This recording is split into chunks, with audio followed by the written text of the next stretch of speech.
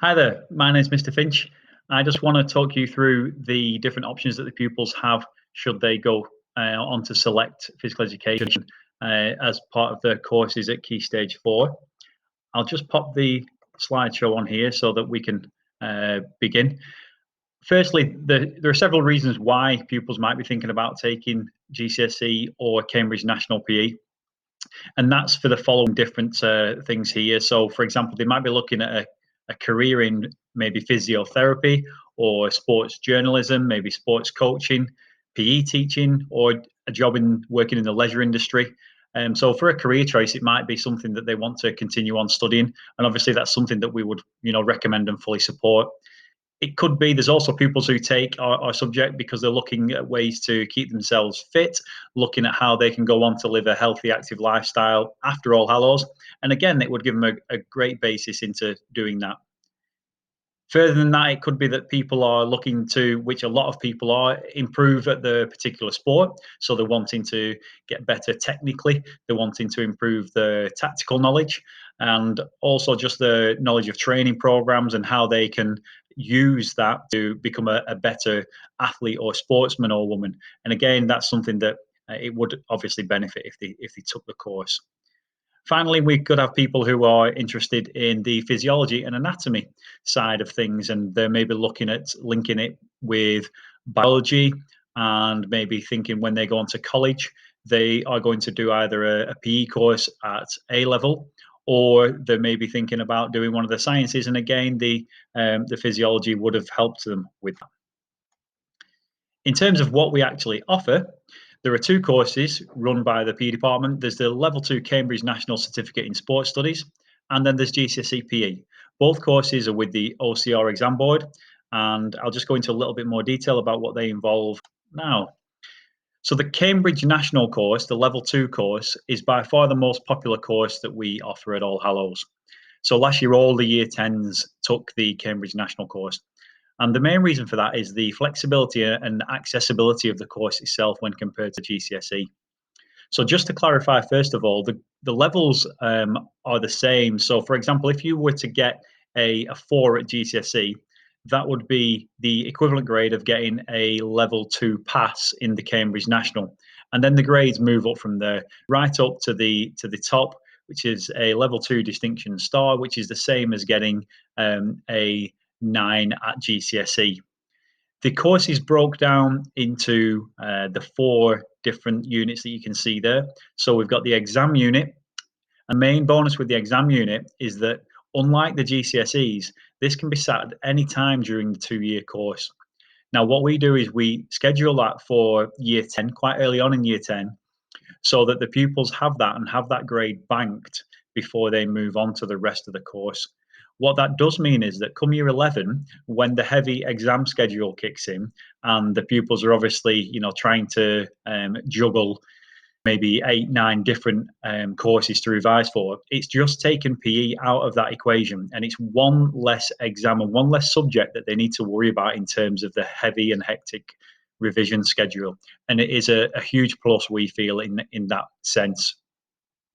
The second unit that you can see there is developing sport skills. This is the mainly practical unit. So in this unit, they would be assessed as a team player, as an individual performer, and as an official. They can do exactly the same sports, whether they do the Cambridge National or the GCSE. There's no difference. It's the list that's provided by the DFE. The big bonus of the Cambridge course is that they don't have to provide competitive evidence from outside of school.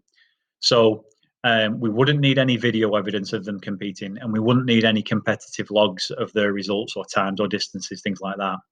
In the GCSE, you do, and I'll go on to how that's structured a little later. The third unit is the sports leadership unit. Now, leadership was taken off the GCSE course, as was officiating, and it's a real shame because it's one area that the pupils, as they got older, really did engage with, and it did give them a skill that they could continue on with in later life. Many pupils, when it was on the GCSE, would get into refereeing or officiating, and then they would do that to earn money as well as using it as part of the qualification. So the good thing is that that's on the Cambridge. So it does mean that we can assess them as part of their academic qualification, whilst at the same time they're gaining a skill that they can use outside of school. Part of that sports leadership would also be their ability to plan sessions, run them and lead them, and obviously move on to then evaluating sessions and seeing could they then improve them, make them easier or harder, and then pitch them at the right level. And we would obviously work with them through that. The final unit you can see there is sport and the media, and that's a unit that is a theory-based unit where they will learn about the different types and sources of media and how they interact with sport, and they would go into that in a lot more detail. This slide here, I'm just going to take the video off and I'm going to just say to you, if you want to pause it and have a read of that, then obviously feel free to do so, and you can go through that and it'll just save me reading through everything for you. So feel free to just pause now and have a look if you wish to.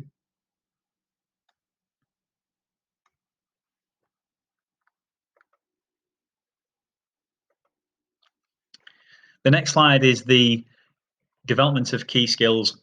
And this is where we come into our own in PE really as a course, because some of these things, although they might happen in some other subjects, they're far more linked to PE. So for example, things like building self-confidence, building self-esteem, leadership skills, communication skills, decision making, teamwork, they lend themselves to physical education so much more than they do some other subjects, just because of the nature of our subject. And they're also skills and qualities that you will need and pupils will need for the rest of their lives. They're always on application forms. They always come down as essential skills that people need to be able to demonstrate. And every either college application or job application, you will be talking about some of these skills and how you can demonstrate them. Physical education is a great way of building up those particular attributes. Moving on to the GCSE course, this course was restructured a few years ago, and it's now a 70% theory course. So there are 2 exam papers worth 30% each, and 1 piece of coursework which is worth 10%. Now, these exams are terminal exams, meaning they are sat at the end of year 11. So you would drop into the same time frame as all your other exams, and you would have these 2 exams to revise for on top of your others. And that's where I do think the Cambridge course offers one of those huge advantages that I mentioned previously. The GCSE practical aspect is broken down into 3 sports. 30%, so 10% per sport, and you have to do a mix of individual and team. So you can either do 2 individual and 1 team, or 2 team and 1 individual. However, what you do have to be able to provide is competitive evidence, and that would be in the form of video evidence and a competitive log.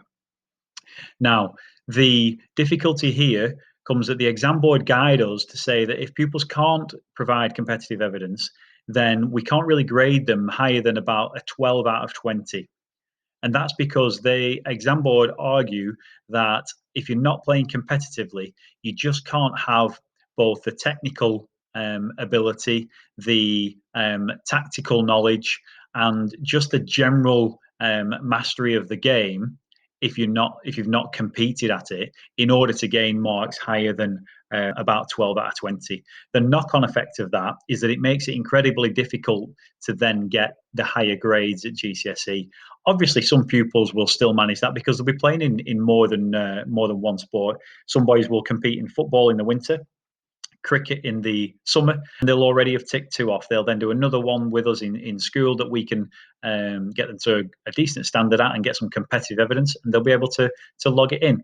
However, for the vast majority of individuals, it does become difficult for them to compete, because by the time they get to the teenage years, they've already selected the favoured sport for most people, and that's the sport that they probably train in maybe once, twice a week, and then compete at weekend.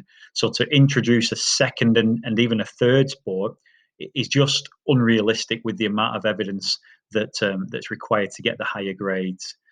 So it is more challenging. It's not impossible by any means, and there'll be a lot of pupils who it still fits, but for some pupils that does kind of mean the Cambridge would be a better option.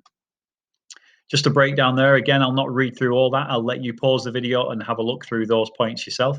The only one I will draw your attention to is the fact that to give you a level of the academic rigor of the course, the physiology and anatomy is the same level that the triple science would be. So the pupils generally are from set 1 or set 2 who choose the triple science, and that would be the same kind of guide really for the GCSE PE, just because of the level of the content. A lot of it's dropped down from A level, and they've just bolstered the GCSE with it. So it is a rigorous course in terms of that.